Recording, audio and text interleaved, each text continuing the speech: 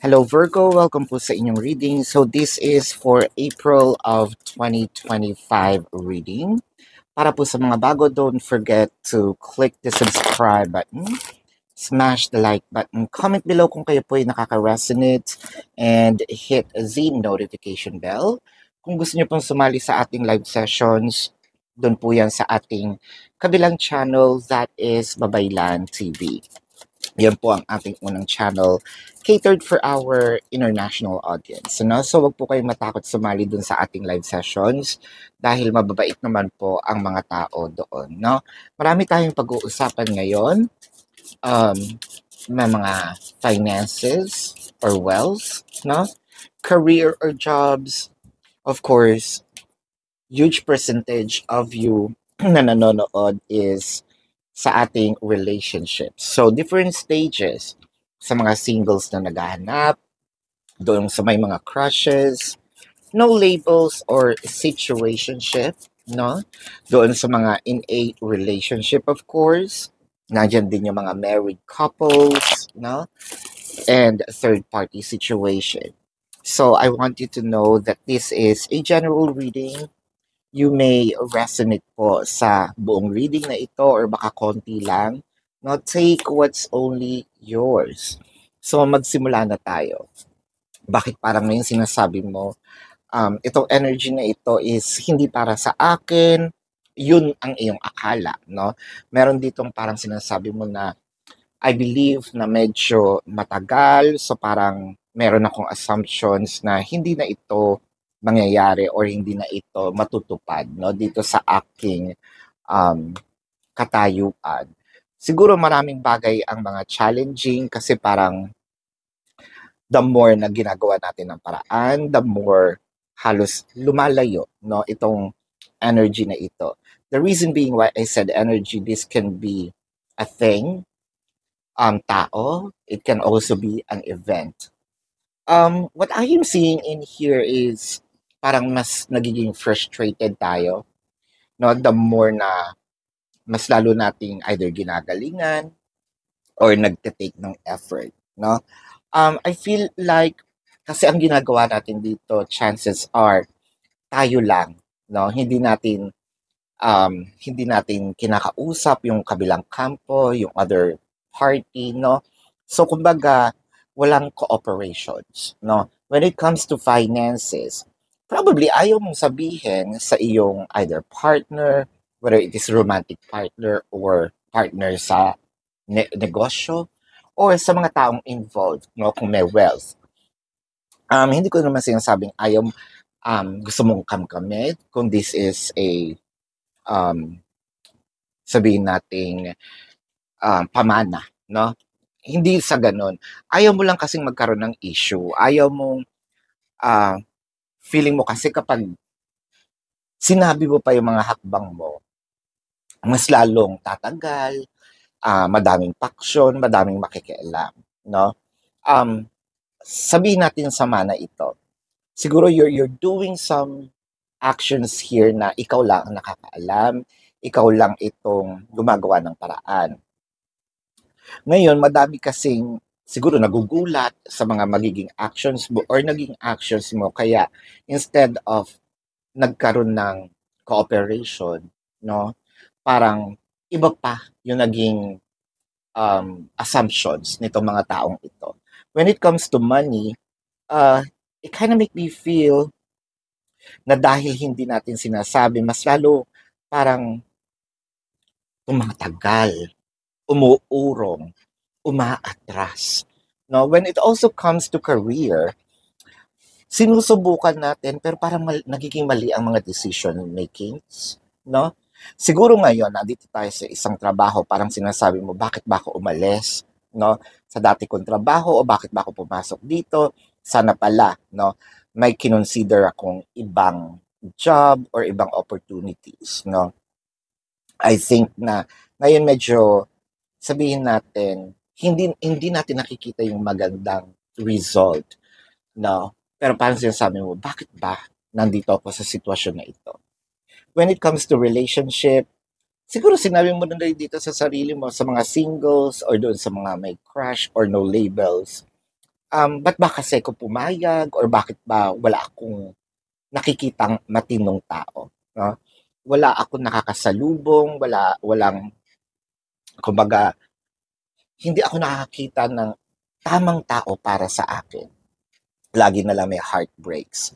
To a point na nawawalan na ako ng pag-asa, 'no, na magkakaroon ako ng isang matinong relasyon.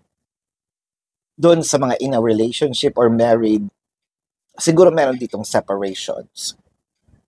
Separations can be physical or energetic, no? Physical, the person might be in a different city, state, county, country, different continent, no? Literal, nasa malayong lugar. Energetic separations, pwede nagkikita naman kayo sa loob ng isang bahay, pero hindi naman kayo nag-uusap. So there's still some separations or gaps, and that is energetic. No? Ang sinasabi mo dito, bakit parang hindi kami ganun na ka-open, no, sa aming mga feelings or baka nagtataguan na kami, baka yung person ko madami na ring gustong sabihin, nagtatago, no, ng kanyang emotion.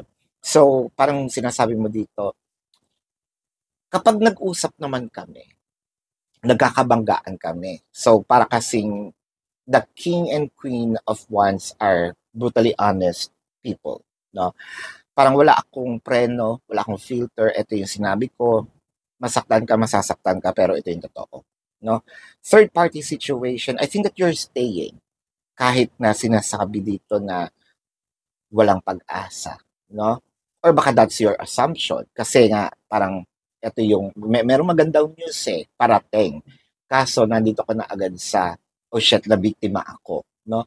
Or nabudol ako dito sa relasyon na ito. Parang sinasabi mo sa sarili mo, bakit ba pinasok ko ito? No? The full card, the page of wands, the king of pentacles, the two of cups, and the two of pentacles. Hi. Siguro, I think that these are all traumas. No? Kaya ako nakapabuntong hininga. The thing here is, siguro hindi na rin bago sa atin na, yun nga, sinasabi natin na budol ako, hindi na rin bago na nandito ako sa isang sitwasyon na ito, parang umulit lang. So, am I really in a repeated situation, no? Kasi nakakagigil na. Hindi na ako natutuwa sa mga paulit-ulit na nangyayari sa akin. When it comes to wealth, siguro hindi nga umuusad, no? Palaging may plano, no? Palagi na lang merong sabihin nating agreement, kunyaring agreement.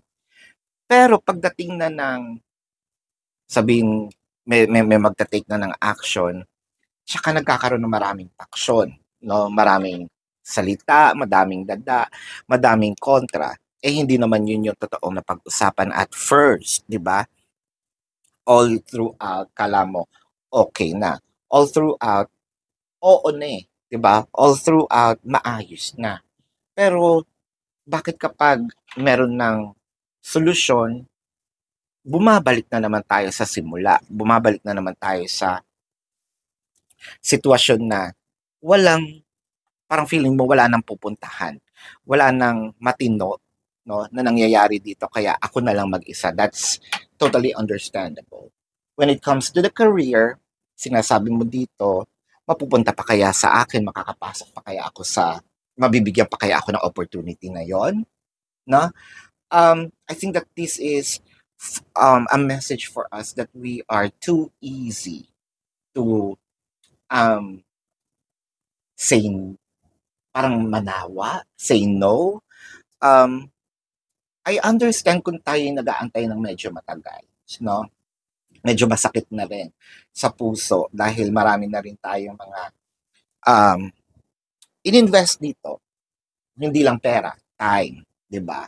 Sayang yung oras.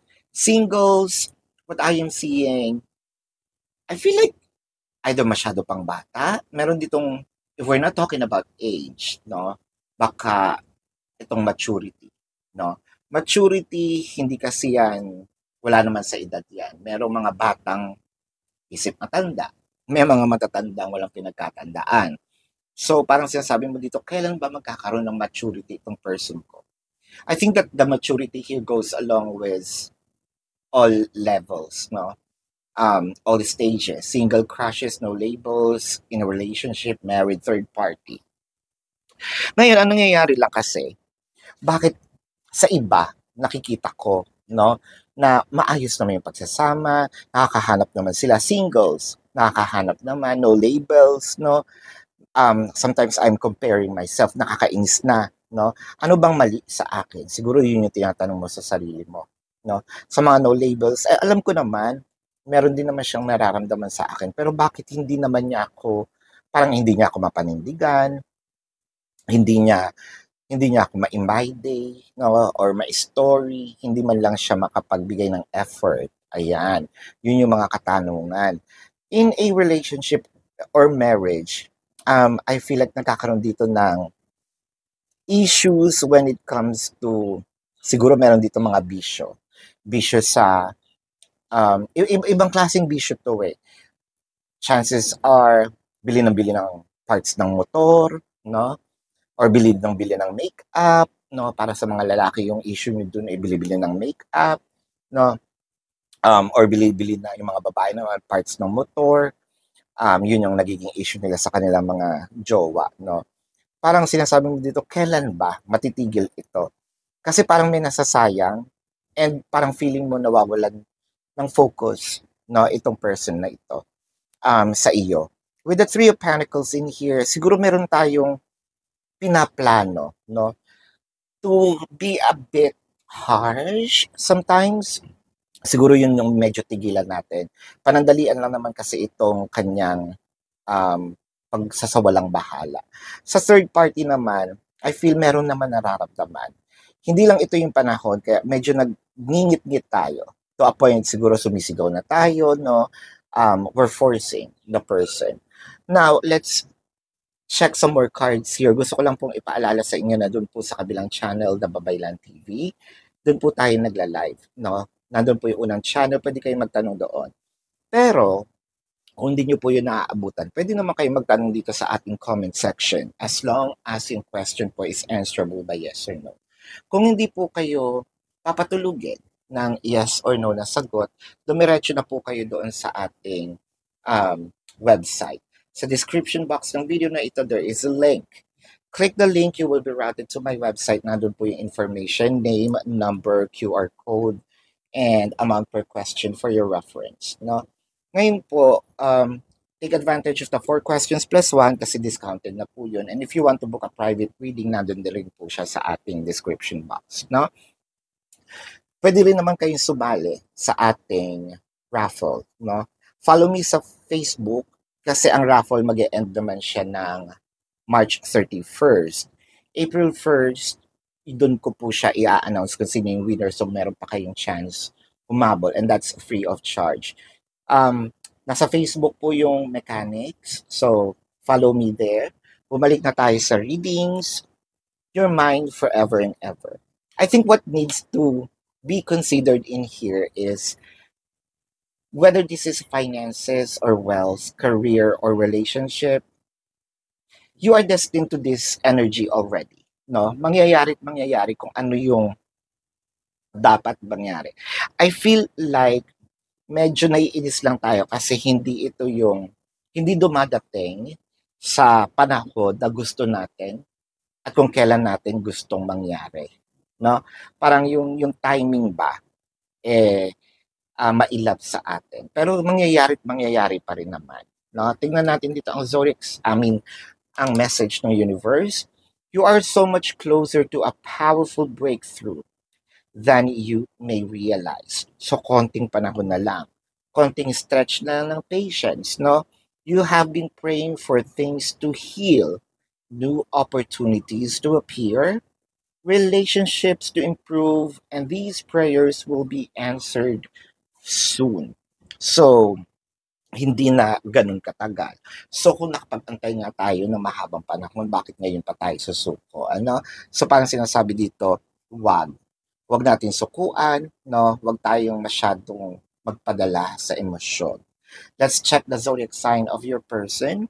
This can be their sun sign or a placement in their chart.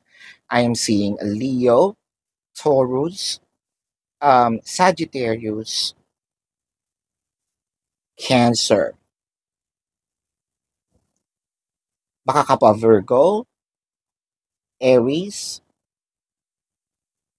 Yeah, so this is your reading. Love and light to you. Namaste. See you po sa susunod na readings. Goodbye.